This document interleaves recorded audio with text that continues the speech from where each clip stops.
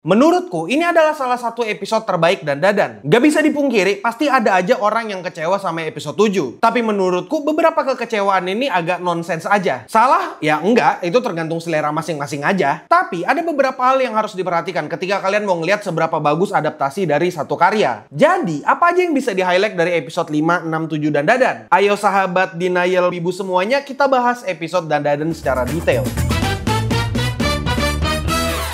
Sekarang kita bakal ngomongin episode 5, 6, 7, dan Dadan yang menurutku absolut cinema. Kenapa aku bilang absolut cinema? Karena kalau mau diperhatikan ya, sebenarnya ada banyak detail yang bisa di-highlight dari episode-episode ini. Pertama aku mau coba bahas highlightnya dulu, terus nanti kita bakal coba bahas detail animasinya. Kalau misalnya ada orang yang takut ketinggalan, terus habis itu dia langsung nonton episode 7 dan Dadan, sebenarnya menurutku agak kurang lengkap kalau misalnya mau didalamin. Dan kalau mau mendalami ceritanya, kita harus mulai dari episode 5. Di episode 5, kita dapat karakter baru yang namanya Aira. Kalau dilihat-lihat, dia ini karakternya menjengkelkan banget, kayak orang yang minta ditampar. Dan sisi menjengkelkannya itu diperparah di episode 6, di mana dia gangguin petualangan pencarian biji. Yang sangat pengen ku highlight di sini pengkarakterannya, yang dimana awalnya penonton itu dibikin agak benci dengan Aira, tapi lama-lama nanti rasa benci itu berubah menjadi simpati. Pengkarakteran Aira itu klise banget, tapi meskipun begitu tetap efektif. Contoh yang paling populer dan paling gampang kalian sadari, penulisan Aira ini mirip banget sama Kimetsu no Yaiba. Dan kalau boleh jujur, sebenarnya emang penulisan Dadan itu klise. Tapi klisenya di sini bukan dalam hal yang buruk. Mereka juga bisa ngasih cerita yang tetap memuaskan meskipun rada klise. Hal yang paling mendekati untuk penulisan Dadan itu adalah anime Gintama. Ada saat-saat dimana mereka bercanda, serius, sedih, dan selesai. Rangkaian dari penulisan Kisho Tenketsu dari 3 episode itu, 5, 6, 7, itu harusnya bisa kalian sadari. Misalnya bagian Ki di bagian pengenalan Aira, Sho di bagian Aira ternyata megang biji Okarun, Ten di bagian Aira dikejar sama akrobatik Silky. Terus ternyata mereka punya hubungan dan ternyata akrobatik Silky ini punya cerita yang sedih. Terus yang terakhir Ketsu, resolusi hantu yang menyesal dan biji Okarun balik. Kalau kau masih nggak sadar dengan seberapa besar peran penulisan Kisho Tenketsu di anime ini, gampangnya kayak gini. Aira diperkenalkan, Aira bawa biji Okarun, karena biji itu dia bisa ngelihat kekuatan Momo, dan yang terakhir biji itu direbut kembali. Pentingnya Ten di sini adalah ada cerita baru yang kelihatannya out of nowhere, dan itu adalah cerita dari akrobatik Silky. Iya, nilai bahasa Indonesia aku, penalaran sama logikaku cukup tinggi, dan makanya rajin-rajin baca supaya aku bisa sadar sama gaya penulisan Jepang dan ngelihat perbedaan antara penulisan Jepang atau penulisan Cina sama penulisan yang pada umumnya yang cuma punya 3 fase. Jadi saranku rajin-rajin baca buku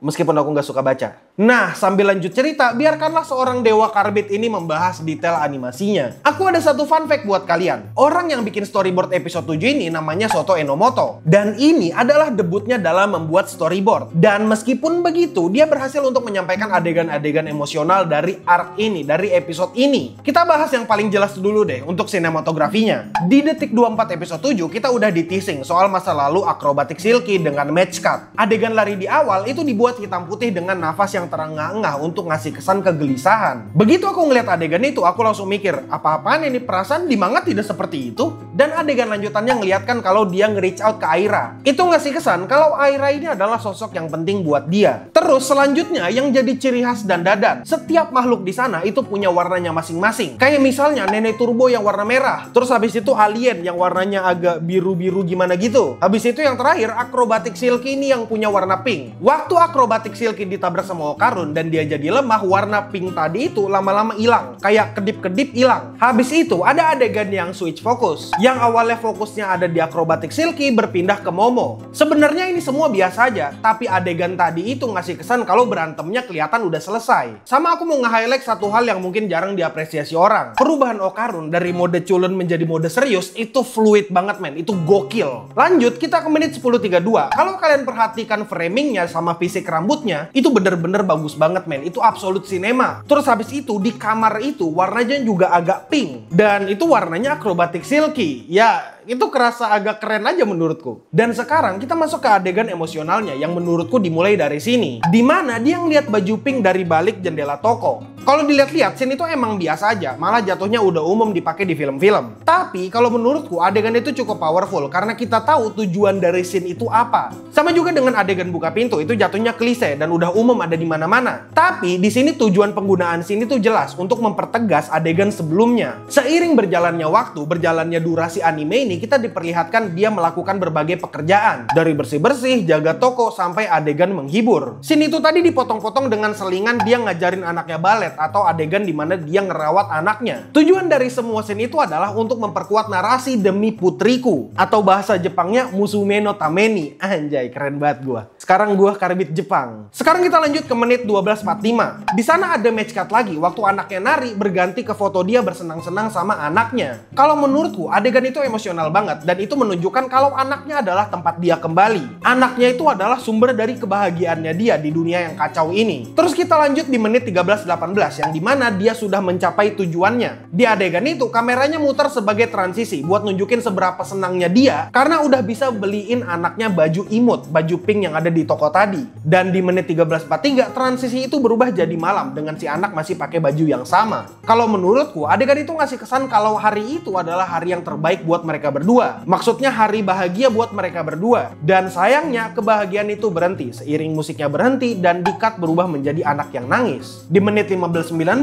kita dikasih konteks dari menit awal anime adegan yang lari tadi. Untuk mencapai adegan lari itu adalah build up yang panjang, tapi menurutku itu adalah adegan yang worth it banget. Itu adegan lari barusan dibikin pakai 3D BTW. Aku cuma ngasih info doang, nggak lebih. Tapi ya nggak bisa protes juga karena adegan itu adalah adegan yang bagus. Kita lanjut ke adegan balet di 16.25. Waktu ngelihat adegan itu, aku nggak bisa ngomong apa-apa lagi karena menurutku itu adalah adegan yang indah banget dan depressing di saat yang bersamaan. Adegan balet ini adalah salah satu adegan adaptasi terbaik. Karena kalau kalian lihat di manga, adegan ini cuma ada beberapa panel doang. Dengan kreativitas dari sutradara dan tukang storyboard, adegannya jadi ngasih kesan yang unsettling, kesan yang sedih, kesan yang depressing. Terus di 16.45 kita dapat background yang kelihatan kayak garis-garis cahaya. Menurutku itu scene yang kreatif karena mereka nggak ngasih tahu kalau itu arahnya kemana. Terus habis itu ada adegan flashback yang dimana anaknya ngomong terima kasih dan dilanjutkan dengan layar hitam dan suara kerak. Akhirnya kita tahu arahnya dia kemana. Damn, bener-bener adegan itu kayak ngerasa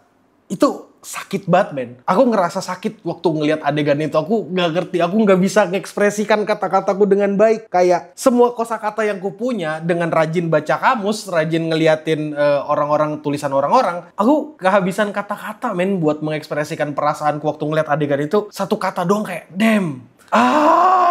Oke, kita lanjut ke menit 20.53. Aku nggak tahu itu sebutannya apa, sumpah. Tapi gerakan kamera dari gudang yang ada akrobatik silkinya, terus habis itu pelan-pelan ngarah ke rumah untuk ngeliatkan awal mula hidupnya hancur, itu keren banget, men. Aku nggak tahu sebutannya apa, tapi itu keren banget. Kalau kau tahu itu adegannya apa, coba kasih tahu aku di kolom komentar. Karena aku bener-bener nggak tahu, men. Itu namanya apa ya? Transisinya itu loh, itu kayak belok gitu, kayak kok ya aku tahu itu panning doang, tapi transisinya itu keren banget, men. Setidaknya ya, waktu aku nonton anime ini, aku ketemu 3 match cut yang ngasih kesan kontras gitu, ngasih kesan yang dramatisir. Dan menurutku pribadi, itu mukul banget untuk emosi. Selain camera works dan pemilihan adegan, musik itu adalah hal major yang bikin anime ini menjadi sangat-sangat emosional. Maksudku dengerin sendiri aja musiknya. Aku pribadi nggak ngerti banyak soal musik. Tapi, yang aku ngerti adalah musik ini kelihatan indah banget, tapi tragis di saat yang bersamaan. Aku ngerasa ikut bahagia waktu dia bisa membelikan anaknya baju. Aku ngerasa senang waktu dia disambut anaknya ketika dia pulang ke rumah. Tapi aku ngerasa sedih karena kebahagiaan itu nggak berlangsung lama dan berakhir dengan tragis. Waktu aku ngedenger voice acting dari Momo yang memohon solusi karena dia iba dengan akrobatik silky, aku ngerasa emosinya kena banget ke aku dan aku ngerasa sedih. Bagaimana cara mereka melakukan voice acting, cara mereka memilih musik, sama memilih adegan itu benar-benar membuat anime ini menjadi absolute cinema. Menurutku episode ini adalah bentuk dari passion staff untuk adaptasi anime ini. Dan episode ini bikin aku simpati sama Momo, Aira, dan akrobatik silky. Jujur, sebenarnya aku nggak nangis waktu nonton anime ini. Waktu nonton episode ini, aku nggak nangis. Tapi rasanya hatiku tuh sakit banget, men. Pesan yang mau disampaikan sama sutradara dan tukang storyboard dari anime ini untuk episode 7 itu jelas banget. Pesannya adalah semua demi putriku, Musume no Tameni. Dan pesan itu bener-bener sampai ke aku. Dan itu nampar banget, men. Pokoknya aku mau ngomong satu pesan doang. Terima kasih untuk staff Dan Dadan yang udah bikin adaptasi anime terbaik di musim ini. Aku ngerasa kayak, damn, this is the best episode, man. Kayak mereka memakai resource-nya dengan sangat tepat dan bagus. Apalagi mereka di sini mempercayakan ini orang baru untuk mengerjakan storyboard. Ya, dia udah sering terlibat dalam banyak anime, tapi baru pertama kali untuk bikin storyboard. Dan ya, untuk sekarang itu aja dulu untuk Wibu Lokal kali ini. Dan kalau misalnya ada yang kelewat atau kau mau nanya-nanya, kau bisa tanya di kolom komentar. Dan aku Admin Yami, untuk sekarang stay clean and sound. Dadah.